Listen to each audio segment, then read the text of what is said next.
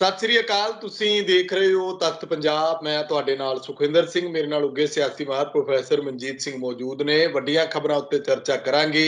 ਜਿੱਤ ਦੇ ਜਸ਼ਨ ਜਿਹੜੇ ਨੇ ਉਹ ਪੂਰੇ ਦੇਸ਼ ਭਰ ਦੇ ਵਿੱਚ, ਵਿਦੇਸ਼ਾਂ ਦੇ ਵਿੱਚ ਵੀ ਮਨਾਏ ਜਾ ਰਹੇ ਨੇ ਕਿ ਕਿਸਾਨਾਂ ਦੀ ਜਿੱਤ ਹੋ ਗਈ ਹੈ।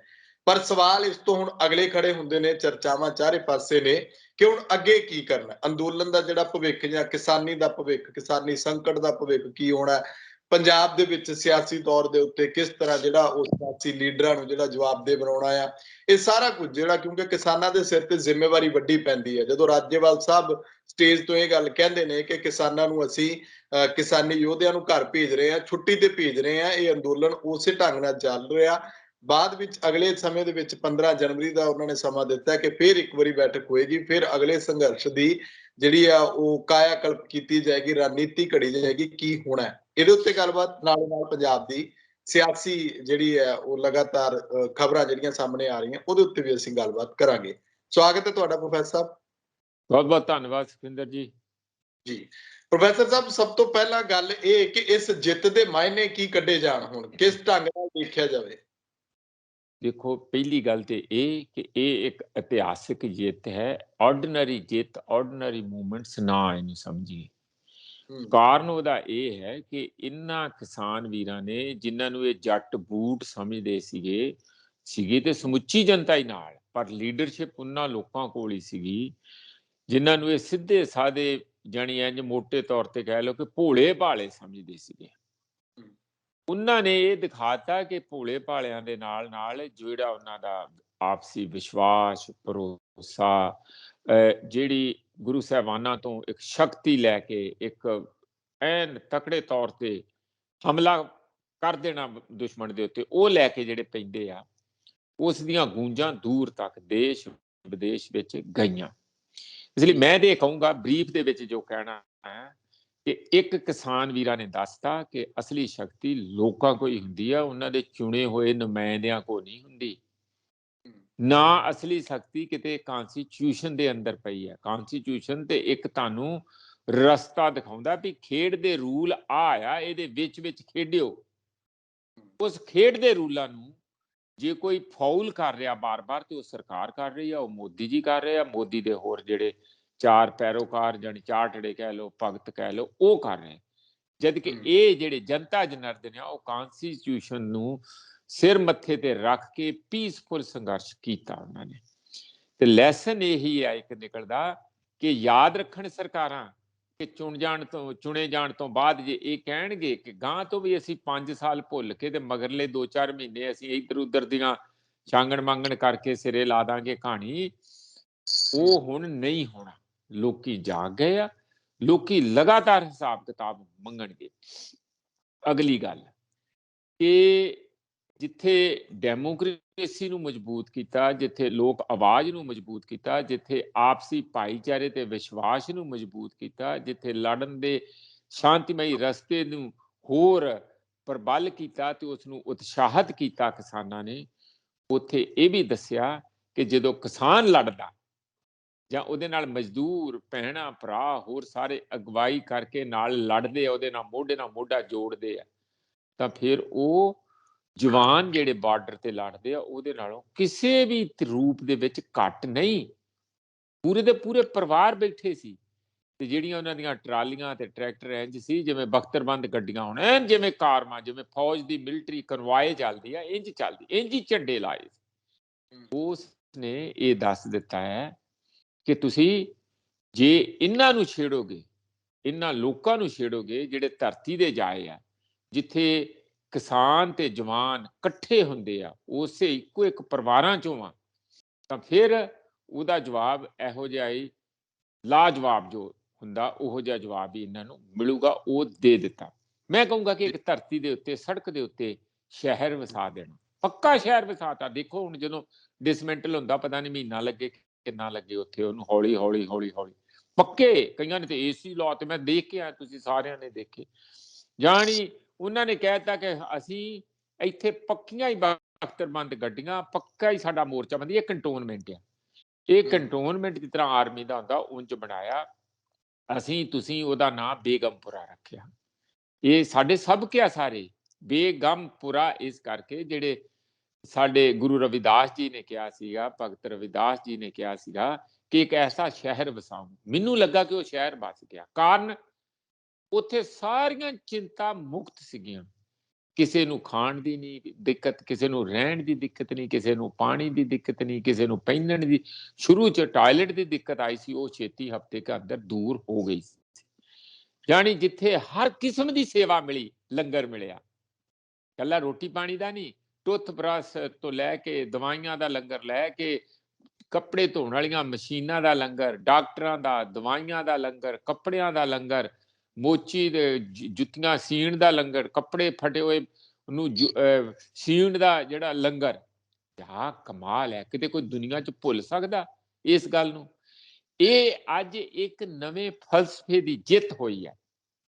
ਛੱਡੋ ਤੁਸੀਂ 3 ਕਾਲੇ ਕਾਨੂੰਨ ਜਾਂ ਹੋਰ, ਤੁਸੀਂ ਦੇਖੋ ਕਿ ਇੱਕ ਕਿੱਡੀ ਵੱਡੀ ਸੋਚ, ਕਿੱਡੀ ਵੱਡੀ ਲੋਕ ਨੀਤੀ, ਲੋਕ ਰਾਜਨੀਤੀ, ਲੋਕਾਂ ਦੀ ਨੀਤੀ ਵਾਲੀ ਰਾਜਨੀਤੀ ਸਫਲ ਹੋਈ ਹੈ। ਇਸੇ ਗੱਲ ਦਾ ਜਿਹੜਾ ਅੱਜ ਇੱਕ ਚੈਪਟਰ ਕਿਸਾਨ ਦੀ ਮੂਵਮੈਂਟ ਦਾ, ਔਰ ਜਿਹੜੀ ਬੇਗਮਪੁਰਾ ਸ਼ਹਿਰ ਦੇ ਵਿੱਚ ਕਿਸਾਨ ਯੂਨੀਵਰਸਿਟੀ ਖੋਲੀ, ਜਿੱਥੇ ਲੱਖਾਂ ਲੱਖਾਂ ਲੋਕ ਆਪਣੀਆਂ ਡਿਗਰੀਆਂ ਲੈ ਕੇ ਸਾਰੇ ਦੇਸ਼ ਵਿਦੇਸ਼ ਵਿੱਚ ਗਏ। ਉਹਦੇ ਤੇ ਫਿਲਮਾਂ, ਵੀਡੀਓ, ਪਰਚੇ, ਅਖਬਾਰਾਂ, ਮਜਾਰੇ, ਗੀਤ, ਕੀ ਕੁਛ ਨਹੀਂ ਹੋਇਆ। ਬਿਲਕੁਲ, ਇਹ ਸਾਰਾ ਕੁਝ ਹੋਇਆ। ਅੱਜ ਉਹ ਚੈਪਟਰ ਦਾ ਇੱਕ ਵਾਰੀ ਕੰਪਲੀਟ ਹੋਇਆ, ਜਦੋਂ ਕਿਸਾਨਾਂ ਨੇ ਕਹਿਤਾ ਤੇ ਜੈ ਜੈਕਾਰ ਦੇ ਨਾਰੇ ਗੁਜਾ ਦਿੱਤੇ ਅਸਮਾਨ ਤੱਕ। ਔਰ ਬਾਈ ਐਂਡ ਲਾਰਜ ਤਕਰੀਬਨ ਮੈਨੂੰ ਲੱਗਦਾ ਕਿ ਜੇ ਇੰਜ ਕਹਿ ਲਓ, ਜੇ 98% ਜਿਹੜੀਆਂ ਸਾਰੀਆਂ ਮੰਗਾਂ 3 ਕਾਲੇ ਕਾਨੂੰਨਾਂ ਤੋਂ ਇਲਾਵਾ ਬਾਕੀ ਮੰਗਾਂ ਵੀ ਬਾਈ ਐਂਡ ਲਾਰਜ ਜਿਹਨੂੰ ਕਹਿ ਲਈਏ, ਉਹ ਪੂਰੀਆਂ ਪ੍ਰਮਾਣਿਤ ਚੜੀਆਂ ਆ। ਇਹ ਛੋਟੀ ਗੱਲ ਨਹੀਂ, ਇਤਿਹਾਸਿਕ ਜਿੱਤ ਹੈ। ਇੱਕ ਇਤਿਹਾਸ ਦਾ ਕਿਸਾਨਾਂ ਨੇ ਚੈਪਟਰ ਅੱਜ ਕੰਪਲੀਟ ਕਰਤਾ, ਸੰਪੰਨ ਹੋ ਗਿਆ, ਸੰਪੂਰਨ ਹੋ ਗਿਆ। ਪਰ ਇੱਥੇ ਨਾਲ ਇਹ ਵੀ ਗੱਲ ਯਾਦ ਰੱਖਣੀ ਚਾਹੀਦੀ ਹੈ ਕਿ ਸੁਖਵਿੰਦਰ, ਸਾਡੇ ਮੋਦੀ ਸਾਹਿਬ ਜੀ ਨੇ, ਸਾਡੇ ਆਨਰੇਬਲ ਪ੍ਰਧਾਨ ਮੰਤਰੀ ਜੀ ਨੇ ਏਜ ਟੀਵੀ ਤੇ ਆ ਕੇ ਕਿਹਾ ਕਿ ਕਾਨੂੰਨ ਤੇ ਠੀਕ ਹੈਗੇ। ਇਹਦਾ ਮਤਲਬ ਕਿ ਦਿਲੋਂ ਮੈਲ ਨਹੀਂ ਗਈ ਹੈ। ਉਹ ਕਹਿ ਰਹੇ ਸੀ ਮੈਂ ਦਿਲੋਂ ਕਹਿ ਰਿਹਾ, ਦਿਲੋਂ ਨਹੀਂ ਕਹਿ ਰਹੇ। ਤੁਸੀਂ ਉਹ ਦੁਬਾਰਾ ਕਿਸੇ ਨਾ ਕਿਸੇ ਰੂਪ 'ਚ ਲੈ ਕੇ ਆਓਗੇ। ਮੇਰੇ ਕਿਸਾਨ ਵੀਰ ਇਸ ਗੱਲ ਨੂੰ ਮਨ ਵਿੱਚ ਬਿਠਾ ਲੈਣ ਕਿ ਕੱਲਾ ਇਹੋ ਜਿਹੇ ਕਾਨੂੰਨਾਂ ਦਾ ਹੀ ਹਮਲਾ ਨਹੀਂ, ਬਹੁਤ ਕਿਸਮ ਦੇ ਹੋਰ ਹਮਲੇ ਉਹਨਾਂ ਦੀਆਂ ਜ਼ਮੀਨਾਂ ਤੇ, ਉਹਨਾਂ ਦੇ ਜੀਵਨ ਤੇ, ਜੀਵਨ ਦਾ ਮਤਲਬ ਉਹਨਾਂ ਦੇ ਸੱਭਿਆਚਾਰ ਤੇ, ਉਹਨਾਂ ਦੇ ਸਮਾਜ ਤੇ, ਉਹਨਾਂ ਦੀ ਸੋਚ ਤੇ, ਉਹਨਾਂ ਦੇ ਭਵਿੱਖ ਤੇ ਇਹ ਹਮਲੇ ਹੋਣਗੇ। ਜਿਸ ਪਾਸੇ ਨੂੰ ਮੋਦੀ ਨੇ ਸਾਂਝ ਗਾਂਢ ਪਾ ਲਈ ਹੈ ਕਾਰਪੋਰੇਟਾਂ ਨਾਲ, ਉਹਦੇ 'ਚ ਕਈ ਜਗ੍ਹਾ ਤੇ ਉਹ ਇਕੱਲਾ ਇੱਕ ਕਿਸਾਨ ਨਹੀਂ ਦੁਖੀ ਹੈ, ਬੱਚਾ ਬੱਚਾ ਦੁਖੀ ਹੈ। ਸਾਰਾ ਪਬਲਿਕ ਸੈਕਟਰ ਜਿਹੜਾ ਪ੍ਰਾਈਵੇਟਾਂ ਨੂੰ ਵੇਚਣਾ ਸ਼ੁਰੂ ਕੀਤਾ, ਕਿੰਨੇ ਵੱਡਾ ਇਹ ਮਸਲਾ ਹੈਗਾ। ਇਹ ਸਾਰੇ ਮਸਲੇ ਆਉਣ ਵਾਲੇ ਸਮੇਂ 'ਚ ਸੁਖਵਿੰਦਰ ਜੀ ਆਉਣੇ ਆ। ਇਸ ਲਈ ਉਹ ਮੇਰੇ ਕਿਸਾਨ ਵੀਰਾਂ ਨੂੰ ਬੇਨਤੀ ਇਹੀ ਹੈ ਕਿ ਹੁਣ ਉਹ ਵਿਰਾਮ ਲੈਣ, ਕੁਛ ਦੇਰ ਆਰਾਮ ਕਰਨ, ਆਪਣੀ ਸ਼ਕਤੀ ਨੂੰ ਹੋਰ ਜੋੜਨ, ਉਸ ਜਿਹੜੀ ਸ਼ਕਤੀ ਜਨਰੇਟ ਹੋਈ ਆ ਉਸ ਨੂੰ ਇੱਕ ਆਰਗੇਨਾਈਜ਼ਡ ਢੰਗ ਦੇ ਨਾਲ, ਸੰਗਠਿਤ ਢੰਗ ਦੇ ਨਾਲ ਹੋਰ ਉਹਨੂੰ ਮਜ਼ਬੂਤ ਕਰਨ, ਜਿਹੜੀਆਂ ਕਮੀਆਂ ਪੇਸ਼ੀਆਂ ਉਹਨੂੰ ਦੂਰ ਕਰਨ। ਔਰ ਇਹ ਜਿਹੜਾ ਬੇੜਾ ਜਾਂ ਜਹਾਜ਼, ਸਮੁੰਦਰੀ ਜਹਾਜ਼, ਇਹਨਾਂ ਨੇ ਸੰਯੁਕਤ ਕਿਸਾਨ ਮੋਰਚੇ ਦੇ ਨਾਂ ਤੇ ਇਹਦੇ ਤੇ ਲਿਖ ਦੇਣਾ ਚਾਹੀਦਾ, ਸਮੁੰਦਰੀ ਜਹਾਜ਼ ਜਿਹੜਾ ਸ਼ਕਤੀ ਦਾ, ਲੋਕ ਏਕਤਾ ਦਾ ਬਣਿਆ, SKM ਲਿਖ ਦੇਣ, ਇਹ SKM ਦਾ ਜਹਾਜ਼ ਹੈ। ਉਸ ਨੂੰ ਮਜ਼ਬੂਤ ਵੀ ਕਰਨ, ਵਿਸ਼ਾਲ ਵੀ ਕਰਨ, ਇੰਜਣ ਵੀ ਵੱਡਾ ਲਾਉਣ ਤੇ ਉਸ ਨੂੰ ਠੇਲੀ ਜਾਣ ਜਦ ਤੱਕ 7 ਸਮੁੰਦਰਾਂ 'ਚ ਉਹ ਗੇੜਾ ਮਾਰ ਨਹੀਂ ਲੈਂਦਾ। ਇਹ ਸ਼ਕਤੀ ਜਿਹੜੀ ਬੀਜ ਪਹਿਲਾ ਚੈਪਟਰ ਲਿਖ ਕੇ ਬੀਜ ਬੀਜਿਆ ਗਿਆ, ਇਸ ਨੂੰ ਸਾਰੀ ਦੁਨੀਆ ਦੇ ਵਿੱਚ ਭੇਜਣ ਦੀ ਅੱਜ ਲੋੜ ਆ। ਨਾ ਕਿ ਮੈਂ ਫਿਰ ਕਹਿ ਦਿਆਂ ਕਿ ਆ ਜਿਹੜੀਆਂ ਛੋਟੀਆਂ ਛੋਟੀਆਂ ਚੋਣਾਂ ਹੁੰਦੀਆਂ ਫਿਰਦੀਆਂ, ਕਦੀ ਅਸੈਂਬਲੀ ਦੀਆਂ, ਕਦੀ ਉੱਧਰ ਦੀਆਂ, ਇੱਥੇ ਦੀਆਂ ਪਾਰਟੀਆਂ ਤੇ ਬਹੁਤ ਮਸ਼ਕਾਂ ਕਰ ਰਹੀਆਂ। ਉਹਨਾਂ ਦੀਆਂ ਅੱਖਾਂ ਪੱਕ ਗਈਆਂ ਡੀਕਦਿਆਂ ਡੀਕਦਿਆਂ ਕਿ ਕਦੀ ਆ ਜਾਵੇ, ਕਦੀ ਆ ਜਾਵੇ, ਵੀ ਸਾਨੂੰ ਆ ਕੇ ਬਚਾ ਜਾਵੇ, ਸਾਨੂੰ ਸ਼ਕਤੀ ਦੇ ਜਾਵੇ। ਇਹੀ ਉਹਦਾ ਮਤਲਬ। ਆ ਜਾ ਦਾ ਮਤਲਬ ਇਹ ਨਹੀਂ ਵੀ ਕੋਈ ਭਲਾ ਕਰਨਾ, ਕਿ ਅਸੀਂ ਤੁਹਾਨੂੰ ਵਰਤਣਾ ਚਾਹੁੰਦੇ ਹਾਂ, ਤੁਹਾਡੀ ਸ਼ਕਤੀ ਨੂੰ, ਤੁਹਾਡੇ ਰੁਤਬੇ ਨੂੰ, ਤੁਹਾਡੇ ਜਿਹੜੀ ਭਲ ਖੱਟੀ ਆ ਉਸ ਨੂੰ ਸਾਡੇ ਲੇਖੇ ਲਾ ਜਾਵੇ। ਇਹ ਪੋਲੀਟੀਕਲ ਪਾਰਟੀਆਂ ਇੱਥੇ ਕਰ ਰਹੀਆਂ। ਕਿਸਾਨ ਵੀਰਾਂ ਨੂੰ ਬਹੁਤ ਹੀ ਸਤਰਕ ਹੋ ਕੇ, ਬੜੇ ਹੀ ਧਿਆਨ ਦੇ ਨਾਲ, ਬੜੇ ਸੋਚ ਸਮਝ ਕੇ ਆਪਣਾ ਇੱਥੇ ਵਾਲਾ ਜਿਹੜਾ ਯੁੱਧ ਵਿਧਾਨ ਸਭਾ 'ਚ ਪਹੁੰਚਣ ਵਾਲਾ ਲੱਗਾ, ਉਹਦੇ ਵੱਲ ਵਤੀਰਾ ਆਪਣਾ ਬਣਾਉਣਾ ਚਾਹੀਦਾ। ਹਾਂਜੀ। ਬਿਲਕੁਲ ਬਿਲਕੁਲ, ਮੈਂ ਇਸੇ ਸਵਾਲ ਤੇ ਆਉਣਾ ਸੀਗਾ ਕਿ ਹੁਣ ਅੰਦੋਲਨ ਦੀ ਜਿੱਤ ਜਿਹੜੀ ਹੋਈ ਹੈ ਉਹਨੂੰ ਬਚਾ ਕੇ ਉਹਨੂੰ ਸਾਂਭ ਕੇ ਰੱਖਣਾ ਤੇ ਉਹਦੇ ਨਾਲ ਭਵਿੱਖ ਨੂੰ ਤੈਅ ਕਰਨਾ ਤੇ ਨਾਲੋਂ ਨਾਲ ਗੱਲ ਸਿਆਸਤ ਦੀ, ਪ੍ਰੋਫੈਸਰ ਇਹਨੂੰ ਥੋੜਾ ਹੋਰ ਖੋਲਿਆ ਜਾਵੇ ਕਿਉਂਕਿ ਲੋਕਾਂ ਦੇ ਵਿੱਚ ਦੋ ਰਾਏ ਬਣੀ ਹੋਈ ਹੈ। ਕੋਈ ਕਹਿੰਦਾ ਕਿ ਕਿਸਾਨ ਸਿਆਸਤ ਦੇ ਵਿੱਚ ਆਉਣ, ਕੋਈ ਕਹਿੰਦਾ ਨਾ ਆਉਣ, ਬਾਹਰ ਰਹਿ ਕੇ ਪ੍ਰੈਸ਼ਰ ਬਣਾ ਕੇ ਰੱਖਣ, ਇਹਨਾਂ ਲੀਡਰਾਂ ਨੂੰ ਸਿੱਧੇ ਕਰਕੇ ਰੱਖਣ ਤਾਂ ਕਿ ਉਹ ਲੋਕਾਂ ਦੇ ਮੁੱਦੇ ਮਸਲਿਆਂ ਨੂੰ ਹੱਲ ਕਰਦੇ ਰਹਿਣ। ਦੇਖੋ, ਇਹ ਸਵਾਲ ਸਾਨੂੰ ਵੀ ਬੜੀ ਜਦੋਜਹਿਦ ਤੋਂ ਬਾਅਦ ਸਮਝ ਪਿਆ। ਮੈਨੂੰ ਇਸ ਗੱਲ ਮੰਨਣ 'ਚ ਕੋਈ ਹਰਜ ਨਹੀਂ ਸੁਖਵਿੰਦਰ ਕਿ ਅਸੀਂ ਸ਼ੁਰੂ 'ਚ ਇਸ ਗੱਲ 'ਚ ਸੀ ਕਿ ਇੱਥੋਂ ਦੀ ਰਾਜਨੀਤੀ ਤੋਂ ਖਹਿੜਾ ਕਿਵੇਂ ਛਡਾਇਆ ਜਾਏ। ਜਿਹੜੀ ਜਿਸ ਕਿਸਮ ਦੀਆਂ ਰਾਜਨੀਤਿਕ ਜਮਾਤ ਨੇ ਦੋਹੀਂ ਹੱਥੀਂ ਪੰਜਾਬ ਨੂੰ ਲੁੱਟ ਕੇ ਇੱਕ ਵੱਡੇ ਸੰਕਟ ਵਿੱਚ ਧੱਕ ਦਿੱਤਾ, ਉਹਦੇ 'ਚੋਂ ਬਾਹਰ ਕੱਢਣ ਲਈ ਸ਼ਾਇਦ ਇਹਨਾਂ ਦੀ ਸ਼ਕਤੀ ਜਿਹੜੀ ਨਵੀਂ, ਜਿਹਨੂੰ ਆਪਾਂ ਜਨ ਅੰਦੋਲਨ ਵੀ ਕਿਹਾ, ਲੋਕ ਸ਼ਕਤੀ ਵੀ ਕਿਹਾ, ਕਿਸਾਨਾਂ ਦੀ ਲੀਡਰਸ਼ਿਪ ਦਾ ਇੱਕ ਵੱਡਾ ਉਹਦੇ 'ਚ ਅਹਿਮ ਭੂਮਿਕਾ, ਸਾਰਾ ਕੁਝ ਕਿਹਾ ਕਿ ਸ਼ਾਇਦ ਇਹ ਪਲਟਾ ਦੂਗੀ। ਔਰ ਇਸ ਲਈ ਸਾਡੇ ਮਨ 'ਚ ਸ਼ੁਰੂ 'ਚ ਆਉਂਦਾ ਰਿਹਾ, ਇਹਦੇ 'ਚ ਕੋਈ ਸ਼ੱਕ ਨਹੀਂ ਕਿ ਜੇ ਇੱਧਰੋਂ ਵਿਹਲੇ ਹੋ ਜਾਣ ਤੇ ਇਹਨਾਂ ਨਾਲ ਵੀ ਦੋ ਹੱਥ ਕਰਨੇ ਚਾਹੀਦੇ ਆ। ਸਾਡੀ ਜਿਹੜੀ ਰਾਜਨੀਤਿਕ ਜਮਾਤ ਕਿਸੇ ਵੀ ਪਾਰਟੀ 'ਚ ਹੋਵੇ, ਜਿਹੜੀ ਸੱਤਾ 'ਚ ਤਤਪਰ ਆ ਕਾਬਜ਼ ਹੋਣ ਲਈ, ਤੇ ਜਿਹੜੀ ਹਮੇਸ਼ਾ ਜਿਹਨੇ ਗੁਲਛੜੇ ਅਡਾਏ ਆ, ਜਿਹਨੇ ਹਮੇਸ਼ਾ ਸੱਤਾ 'ਚ ਰਹਿ ਕੇ ਆਪਣੀਆਂ ਮੌਜ ਮਸਤੀਆਂ ਕੀਤੀਆਂ।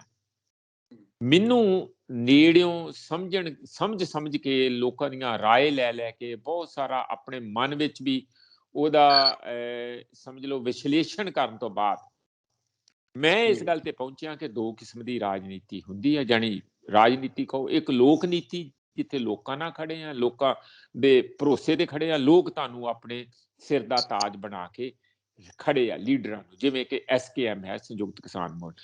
ਦੂਜੇ ਪਾਸੇ ਆ ਜਿਹੜੀ ਬਘਿਆੜਾਂ ਦੀ ਨੀਤੀ ਹੈਗੀ ਆ ਕਿ ਸੱਤਾ ਦੇ ਦਿਓ ਸਹੀ, ਸਾਨੂੰ ਫਾਰਮਲੀ ਸੱਤਾ ਮਿਲ ਜਾਣੀ ਆ, ਸੰਵਿਧਾਨਿਕ ਸੱਤਾ ਮਿਲ ਜਾਣੀ ਆ। ਜਿਵੇਂ ਸੰਵਿਧਾਨ ਨੇ ਉਹਨਾਂ ਨੂੰ ਲੋਕਾਂ ਨੂੰ ਕੁੱਟਣ ਲਈ, ਲੋਕਾਂ ਨੂੰ ਲੁੱਟਣ ਲਈ, ਪੰਜਾਬ ਦੇ ਸਾਰੇ ਸਰੋਤਾਂ ਨੂੰ ਆਪਣੇ ਢਿੱਡ ਭਰਨ ਲਈ ਇੱਕ ਪਰਚੀ ਦੇਤੀ ਹੋਵੇ ਸਹੁੰ ਚੁਕਾਉਣ ਤੋਂ, ਗਵਰਨਰ ਦੀ ਸਹੁੰ ਚੁਕਾਉਣ ਤੋਂ ਬਾਅਦ, ਵੀ ਜਾਣੀ ਸੰਵਿਧਾਨ ਇੱਕ ਪਾਸੇ ਤੇ ਫਿਰ ਇਹਨਾਂ ਦੀਆਂ ਕਾਰਵਾਈਆਂ ਇੱਕ ਪਾਸੇ।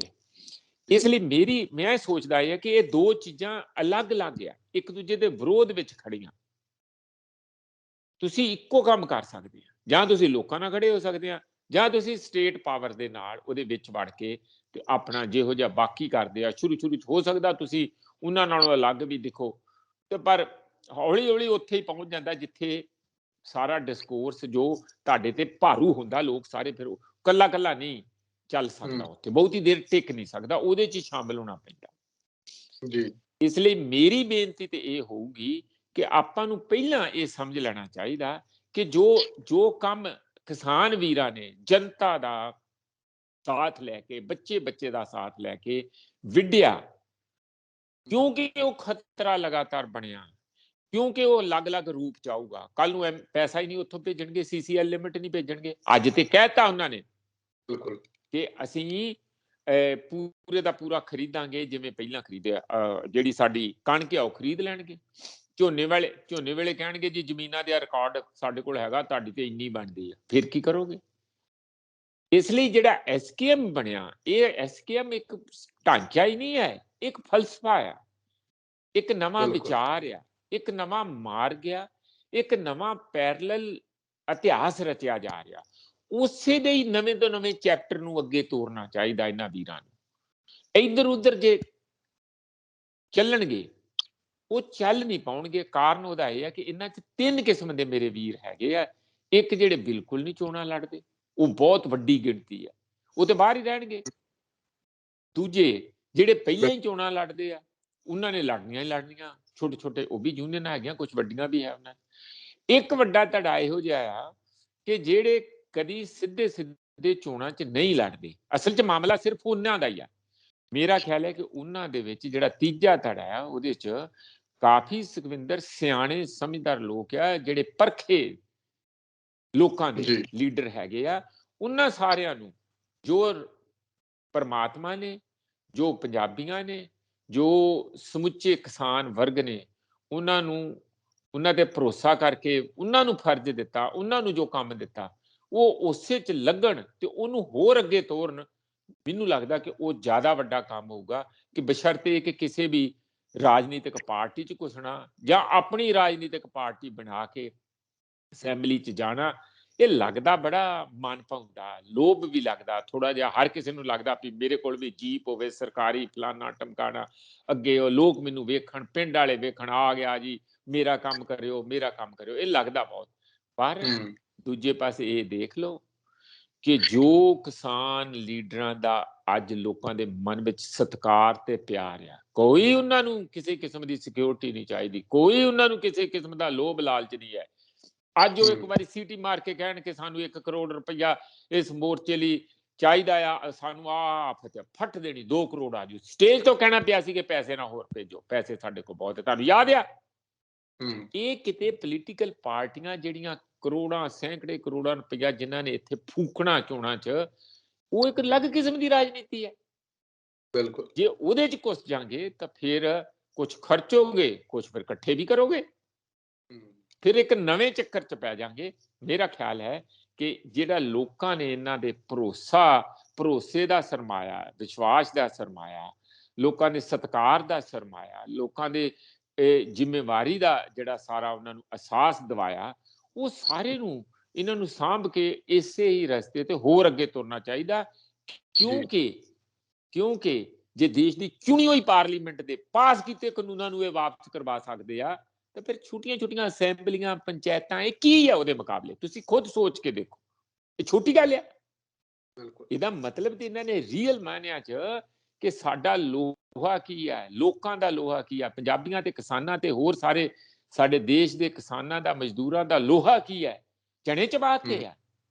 ਉਸ ਗੱਲ ਨੂੰ ਅੱਗੇ ਤੋਰਨ ਦੀ ਲੋੜ ਆ, ਨਾ ਕਿ ਆਪਾਂ ਛੋਟੀਆਂ ਹੋਰ ਇੱਥੇ ਆਹ ਚੋਣਾਂ, ਉਹ ਚੋਣਾਂ, ਜ਼ਿਲ੍ਹਾ ਪਰਿਸ਼ਦ ਦੀਆਂ ਚੋਣਾਂ ਜਾਂ ਬਲਾਕ ਸੰਮਤੀ ਦੀਆਂ ਚੋਣਾਂ ਜਾਂ ਪਿੰਡ ਦੀਆਂ ਪੰਚਾਇਤਾਂ ਦੀਆਂ ਜਾਂ ਅਸੈਂਬਲੀਆਂ, ਇਹਦੇ 'ਚ ਕਿਤੇ ਅਸੀਂ ਆਪਣੀ ਸ਼ਕਤੀ ਨੂੰ ਤੇ ਤਾਕਤ ਨੂੰ ਖਿਲਾਰ ਨਾ ਦਈਏ, ਕਮਜ਼ੋਰ ਨਾ ਕਰ ਦਈਏ। ਇਹਦੇ 'ਚ ਇਹੋ ਜਿਹਾ ਖਤਰਾ ਲਗਾਤਾਰ ਸਾਨੂੰ ਨਜ਼ਰ ਆਉਂਦਾ। ਹਾਂਜੀ, ਬਿਲਕੁਲ। ਅਗਲੀ ਗੱਲ ਪ੍ਰੋਫੈਸਰ ਸਾਹਿਬ, ਹੁਣ ਜੇ ਸਿਆਸਤ, ਪੰਜਾਬ ਦੀ ਸਿਆਸਤ ਵੱਲ, ਸਿਆਸਤਦਾਨਾਂ ਵੱਲ ਦੇਖੀਏ ਕਿ ਨਸ਼ਿਆਂ ਦੀ ਸੀਲਬੰਦ ਰਿਪੋਰਟ ਮਾਣਯੋਗ ਹਾਈ ਕੋਰਟ ਨੇ ਪਿਛਲੇ ਦਿਨ ਕਿਹਾ ਕਿ ਸੁੱਤੇ ਪਏ ਕਿਉਂ ਨਹੀਂ ਖੋਲਦੇ ਰਿਪੋਰਟ, ਕਿਹਨੇ ਰੋਕਿਆ? ਸੀਲਬੰਦ ਰਿਪੋਰਟ ਕਰ ਦਿਓ ਜਨਤਕ। ਅੱਜ ਫੇਰ ਜਿਹੜਾ 9 ਤਰੀਕ ਦੀ 9 ਦਸੰਬਰ ਦੀ ਸੁਣਵਾਈ ਹੋਣੀ ਸੀ, ਉਹ ਹੁਣ ਅੱਗੇ 11 ਜਨਵਰੀ ਤੇ ਪਾ ਦਿੱਤੀ।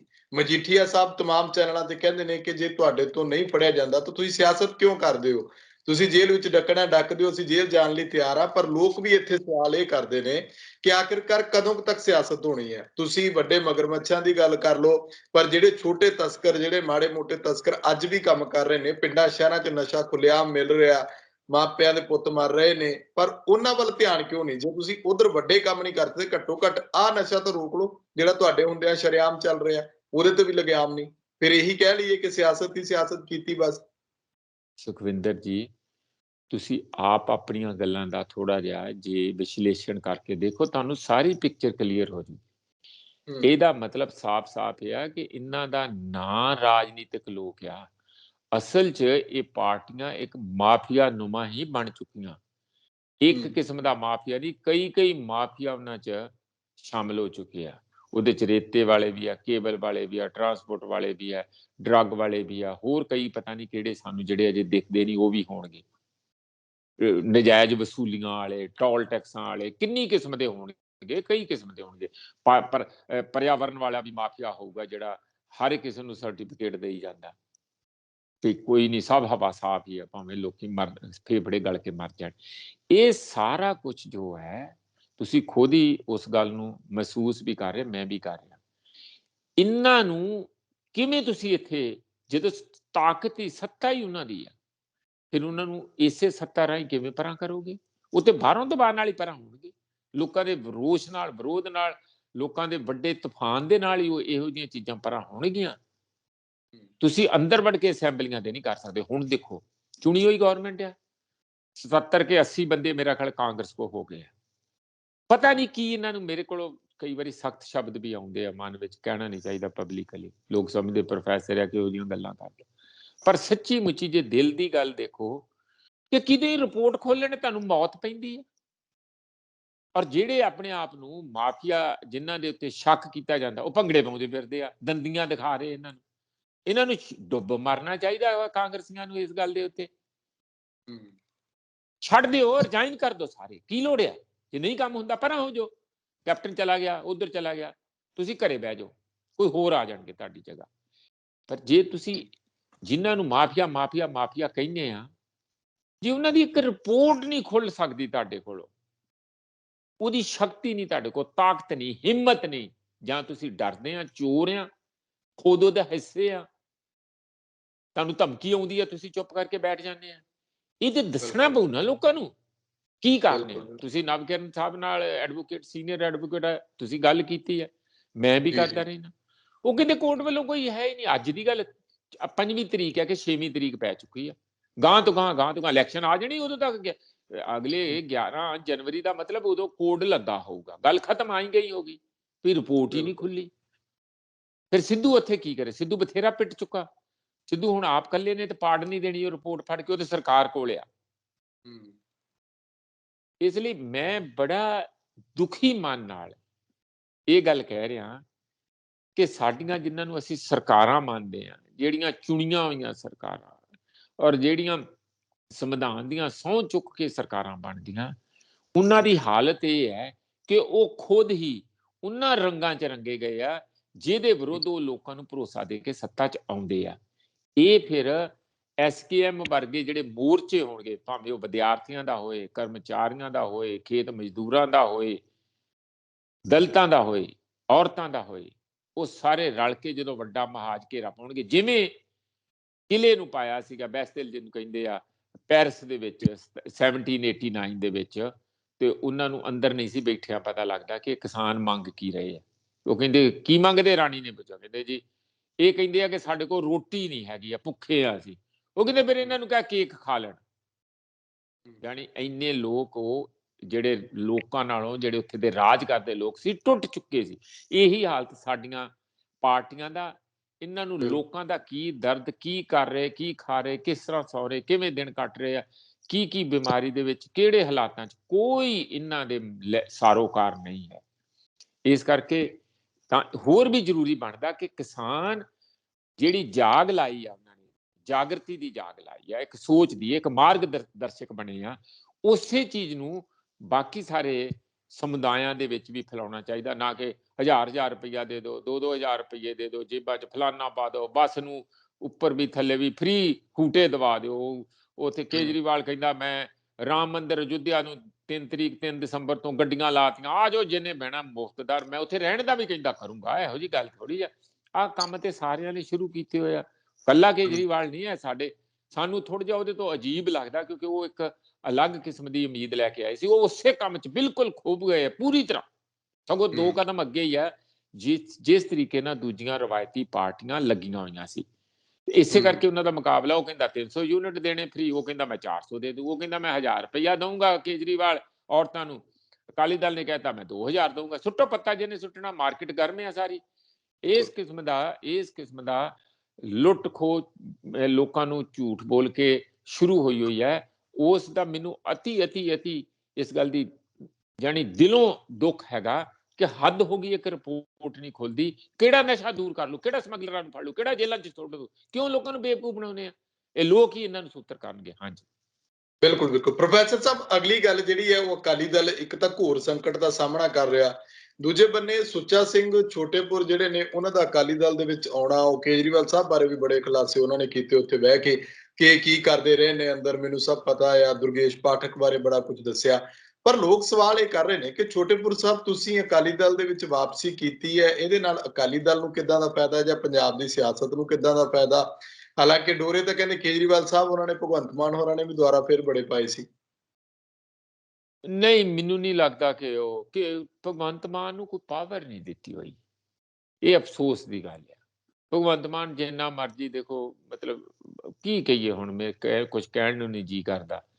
ਉਹ ਅਜੇ ਵੀ ਉੱਥੇ ਹੀ ਉਹੀ ਚਾਪਲੂਸੀਆਂ, ਇਹ ਪੰਜਾਬੀਆਂ ਨੂੰ ਸੋਭਦਾ ਹੈ। ਅੱਖਾਂ ਦਿਖਾਏ, ਉਹਨੂੰ ਕਹੇ ਫੜਾ ਕੇਜਰੀਵਾਲ, ਤੈਨੂੰ ਮੈਂ ਜਿਹੜਾ ਇੱਥੇ ਸ਼ੰਭੂ ਬਾਰਡਰ ਆ ਉੱਥੋਂ ਅੰਦਰ ਨਹੀਂ ਆਉਣ ਦੇਣਾ, ਵਾਪਸ ਜਾ। ਮੈਨੂੰ ਉਹਦੇ ਗਵਾਂਢੀ ਕੋਈ IAS ਆ ਕੇਜਰੀਵਾਲ ਦਾ, ਅੱਜ ਉਹਨੇ ਹਿਸਾਰ ਤੋਂ ਫੋਨ ਕੀਤਾ ਲੰਬਾ 15 ਮਿੰਟ, ਕਹਿੰਦਾ ਮੈਂ ਇਹਨੂੰ ਨਿੱਜੀ ਤੌਰ ਤੇ ਇੰਨਾ ਜਾਣਦਾ, ਮੈਨੂੰ ਇਹ ਗੱਲ ਕਰਨੀ ਨਹੀਂ ਚਾਹੀਦੀ, ਫਿਰ ਵੀ ਮੈਂ ਤੁਹਾਡੇ ਨਾਲ ਸ਼ੇਅਰ ਕਰਦਾ। ਉਹ ਇੱਕ ਸ਼ਬਦ ਵਰਤਿਆ, ਮੈਨੂੰ ਉਹਦਾ ਅਰਥ ਨਹੀਂ ਪਤਾ, ਕਹਿੰਦਾ ਬੜਾ ਕਾਈਆਂ ਬੰਦਾ ਹੈ। ਮੈਨੂੰ ਨਹੀਂ ਹੁਣ ਪਤਾ ਇਹਦਾ ਅਰਥ ਕੀ ਹੈਗਾ, ਕਹਿੰਦਾ ਇਹਦੇ ਤੋਂ ਬਚਿਓ, ਇਹਨੂੰ ਤੁਸੀਂ ਪੰਜਾਬ ਕਿਉਂ ਵੜਨ ਦਿੰਦੇ ਆ। ਮੈਨੂੰ ਉਹਦੀ ਗੱਲ 'ਚ ਤਰਕ ਲੱਗਾ ਹੈ। ਇਹ ਗੱਲ ਅਸੀਂ ਕਿਵੇਂ ਕਹੀਏ, ਸਾਡੇ ਕਹਿਣ ਦਾ ਕੋਈ ਅਰਥ ਨਹੀਂ ਹੈ। ਪੰਜਾਬ ਦੀ ਆਮ ਆਦਮੀ ਪਾਰਟੀ ਬਿਲਕੁਲ ਹੀ ਠੰਡੇ ਪਾਣੀ 'ਚ ਬਹਿ ਗਈ ਹੈ।